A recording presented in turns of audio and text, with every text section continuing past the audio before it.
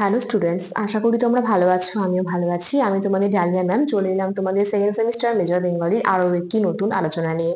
আলোচনা শুরু করার আগে তোমাদেরকে ইনফরমেশন দিয়ে রাখি, আমাদের জ্ঞানজ্যোতি কোচিং সেন্টারে মেজর বেঙ্গলি অনলাইন ক্লাস কিন্তু শুরু হয়ে গেছে। যারা আমাদের সঙ্গে যুক্ত হতে চাইছো ক্লাসে, যারা নোটস পেতে চাইছো, তারা খুব তাড়াতাড়ি আমাদের সঙ্গে যোগাযোগ করো। আমাদের হেল্পলাইন নাম্বার 6295916282, আর একটি নাম্বার 7076398606। তাহলে চলো বেশি কথা না বাড়িয়ে আজকের ক্লাস শুরু করা যাক। আমি তোমাদের 20 শতক দ্বিতীয়ার্ধ থেকে উপন্যাস আলোচনা করছিলাম। আজকে মানিক বন্দ্যোপাধ্যায়ের উপন্যাসের আরো দুটো উপন্যাসের তত্ত্ব নিয়ে তোমাদের সামনে আলোচনা করব। এর আগের ক্লাসে আমি মানিক বন্দ্যোপাধ্যায়ের ব্যক্তি জীবন, তার বেশ কিছু উপন্যাস প্রকাশকাল সহ এবং তার তার যে উপন্যাসগুলো রয়েছে, এর আগে আরো দুটো তিনটে উপন্যাসের তথ্য দিয়েছি। আজকে এই ক্লাসটি হলেই মানিক বন্দ্যোপাধ্যায়ের যে উপন্যাস রয়েছে সেই ক্লাসগুলো শেষ হবে। এটা হচ্ছে শেষ ক্লাস। তো দেখো, উপন্যাসের মধ্যে মানিক বন্দ্যোপাধ্যায়ের প্রচুর উপন্যাস রয়েছে। অতগুলো উপন্যাস আলোচনা না করে আমার মনে হয়েছে আমার যেগুলো উল্লেখযোগ্য উপন্যাস নিয়ে আলোচনা করা দরকার সেগুলোই আলোচনা করছি তোমাদের সঙ্গে। আজকে আমি তোমাদের পুতুল নাচের ইতিকথা এবং পদ্মা নদীর মাঝি, যে দুটো উপন্যাসকে শ্রেষ্ঠ উপন্যাস বলা হয় মানিক বন্দ্যোপাধ্যায়ের, সে দুটো নিয়ে আলোচনা করব।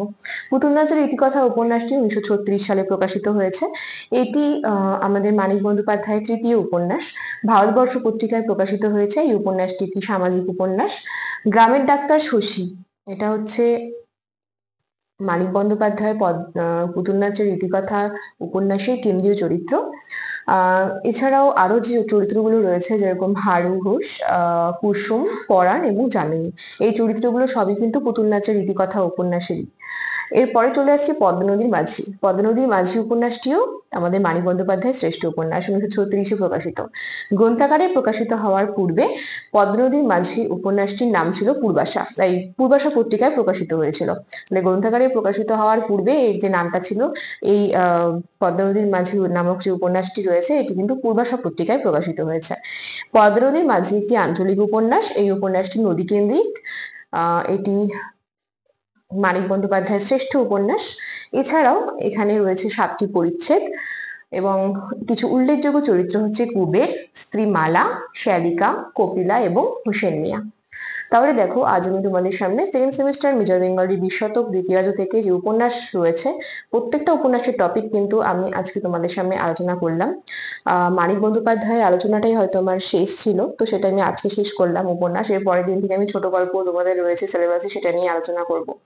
তো যারা এখনো আমার আগের ভিডিওগুলো দেখোনি, উপন্যাস থেকে বলো বা এর আগে যে পত্রপত্রিকা রয়েছে, তোমাদের 19 শতকের সিলেবাসে 19 শতক যেগুলো রয়েছে, 19 শতক 20 শতক সম্পূর্ণটাই আলোচনা করলাম, পরপর আলোচনা করেছি।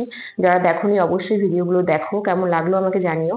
আর তোমরা যারা প্রতিনিয়ত সেকেন্ড সেমিস্টারের স্টুডেন্টস রয়েছে, যারা প্রত্যেকদিন আমার ভিডিও দেখছো, যদি তোমরা উপকৃত হয়ে থাকো অবশ্যই একটা লাইক কমেন্ট শেয়ার করে আমার পাশে থেকো এবং কমেন্ট বক্সে জানিও আমার ক্লাস তোমাদের কেমন লাগে।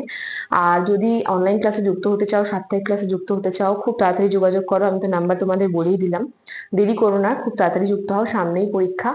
তো আজকের ক্লাস এত পর্যন্তই। দেখা হচ্ছে নেক্সট ক্লাসে আরো একটি নতুন ভিডিও নিয়ে। সুস্থ থাকো, ভালো থাকো, আমাদের চ্যানেলকে ভালোবেসে আমাদের সাথে থাকো। আর হ্যাঁ, শেষ একটা কথা বলতে চাই, সেটা হচ্ছে তোমরা যে চ্যানেল থেকে আমার ভিডিওটা দেখছো সেই চ্যানেলটি সাবস্ক্রাইব করে নাও, নোটিফিকেশন অল করে রাখো, তাহলে তোমাদের সিলেবাসে যা আলোচনা হবে সবার আগে নোটিফিকেশন তোমাদের কাছে পৌঁছাবে। তাহলে আজকে এত পর্যন্তই। ভালো থাকো, সুস্থ থাকো, আমাদের চ্যানেলকে ভালোবেসে আমাদের সাথে থাকো। ধন্যবাদ।